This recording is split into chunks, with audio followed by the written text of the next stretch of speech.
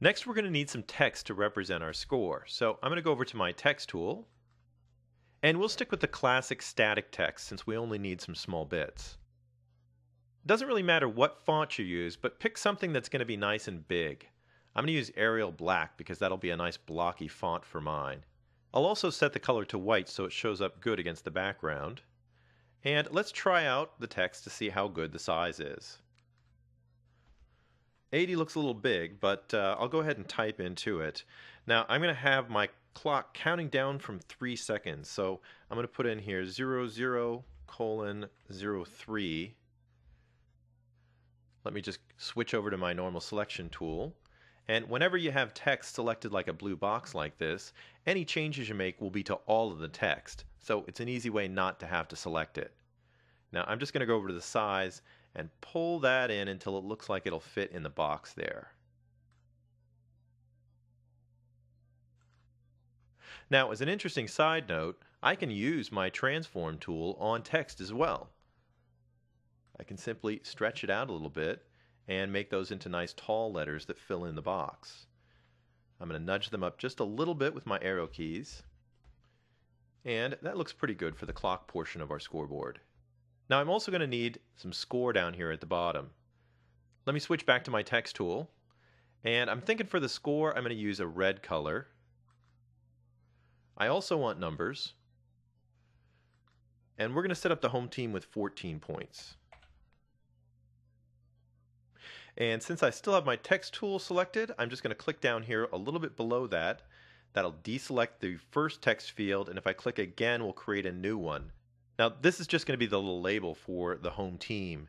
So I want the text to be white again. And I want it to be considerably smaller. Not sure how small yet, but we can always change that again later. And I'll type home into there with all caps.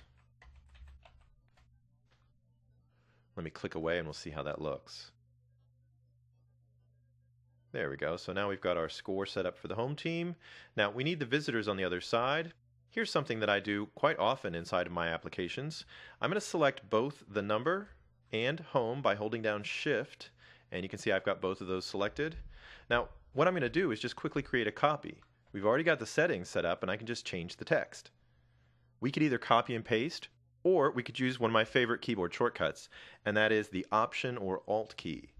Now normally if you drag selected items around, you just move them. But if you hold the Option key down while you're doing your dragging, you see we get a little plus icon, and what we're actually doing is making a copy of the original pieces.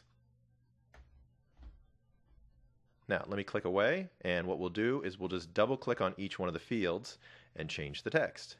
This is going to be my visitors score over here.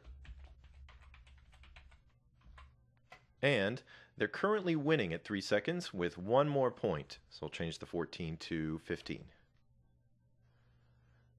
Now let me just switch back to my selection tool and we'll make sure everything is set up nicely. And we've got our scoreboard. Now I want to make our scoreboard look like it's part of the scene, and what might help is if we added a little bit of 3D tilt to it so it would seem like it's running along the far side of the field. Now that's okay, but let's click on the pieces that we've got here.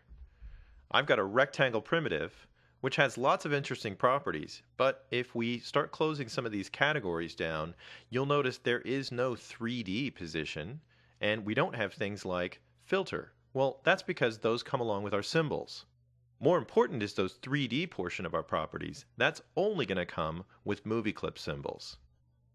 That means we're going to have to convert each one of these elements. Now, that's going to be a little bit of a mess if I have 14 pieces here and I try to rotate them all to the same exact angle in 3D space. So what might be a lot easier is if we just take all of these pieces and gang them up together in a single movie clip, and then we can rotate that one. To make sure we only get the scoreboard parts, I'm just going to click away from everything. That deselects everything from my movie.